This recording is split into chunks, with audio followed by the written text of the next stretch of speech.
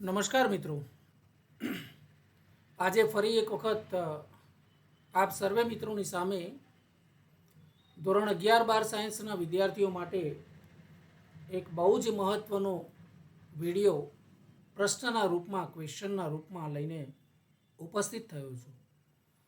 મિત્રો, ધોરણ 12 સાયન્સના વિદ્યાર્થીઓ કે જેઓ 12 સાયન્સમાં અત્યારે અભ્યાસ કરી રહ્યા છે એના માટે ક્વેશ્ચન નંબર 8 સોલિડ સ્ટેટના ચેપ્ટરમાંથી બહુ જ અગત્યનો આવો પ્રશ્ન, એકમ કોષની ઘનતા વિશે જણાવો.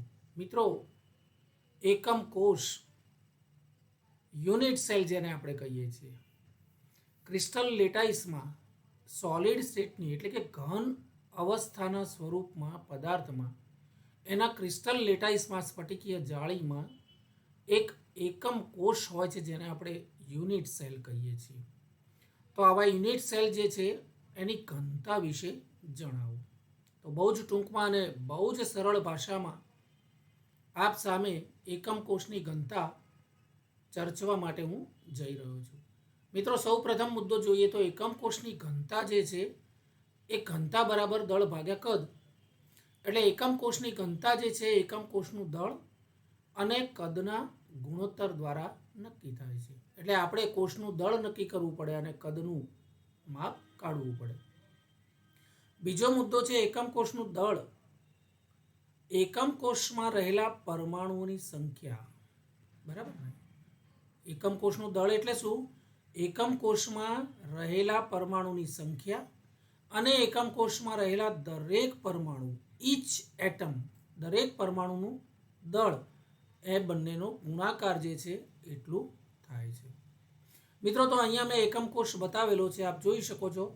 દાખલા તરીકે આપણે આ પરમાણુ લઈએ આ જગ્યા ઉપર, તો અહીંયા આ એકમ કોષની જે છે ઊંચાઈ, લંબાઈ અને પહોળાઈ એમ ત્રણ.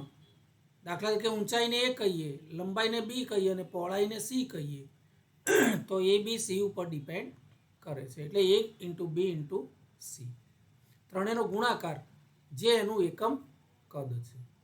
બરાબર. પરંતુ ચોરસ ઘન પેટી હોય, સમઘન પેટી હોય, તો લંબાઈ, પહોળાઈ અને ઊંચાઈ સરખી થશે. એટલે A બરાબર B બરાબર C થશે. એટલે અહીંયા સમીકરણના રૂપમાં જો જોઈએ તો એકમ કોષનું દળ જે છે એ દળ એ કોષમાં રહેલા પરમાણુની સંખ્યા અને દરેક પરમાણુનું દળ. જો આપણે એકમ કોષમાં પરમાણુની સંખ્યાને Z કહીએ તો Z ગુણ્યા પરમાણુનું દળ M, જ્યાં Z એકમ કોષમાં રહેલા પરમાણુની સંખ્યા બતાવે છે અને M છે એ દરેક પરમાણુનું દળ બતાવે છે. તો Z × M એટલે એકમ કોષનું દળ થયું. મિત્રો, અહીંયા પરમાણુનું દળ જે છે M એ એવોગેડ્રો સંખ્યા, જેને કહીએ ને એવોગેડ્રો સંખ્યા, અને મોલર દળ આના ઉપર આધાર રાખે છે.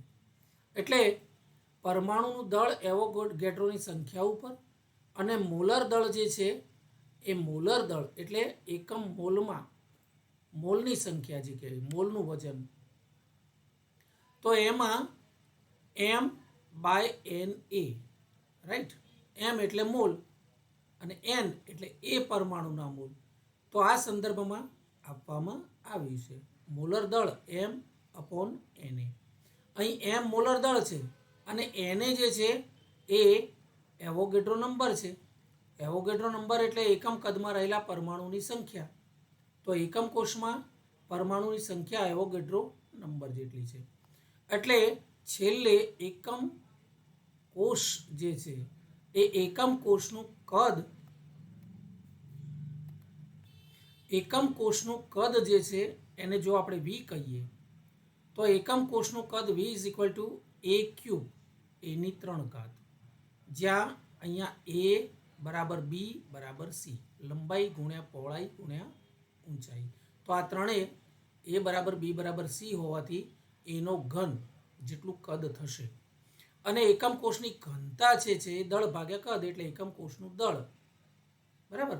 એકમ કોષનું દળ આપેલું છે અહીંયા અને એકમ કોષનું કદ V પણ A³ જેટલું આપેલું છે. તો મિત્રો, આ પ્રકારે density of a unit cell એટલે એકમ કોષની ઘનતા આપણે નક્કી કરી શકીએ છીએ. તો સ્ફટિકીય ઘન પદાર્થમાં ચોક્કસ ત્રિપરિમાણીય સ્ફટિકમાં ઘન પદાર્થમાં રહેલા એકમ કોષની ઘનતા જે છે એ ઘનતા આપણે આ સમીકરણ દ્વારા નક્કી કરી શકીએ છીએ. મિત્રો, આશા કરું છું કે આ વિડીયો આપ સર્વે મિત્રોને ખૂબ ખૂબ ગમ્યો હશે.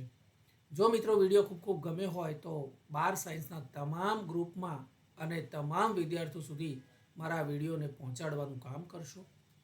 આગામી દિવસોમાં હજી પણ તમામ ચેપ્ટરના તમામ વિડીયો આપ સર્વે મિત્રો માટે અપલોડ થઈ રહ્યા છે. ધન્યવાદ. નમસ્કાર.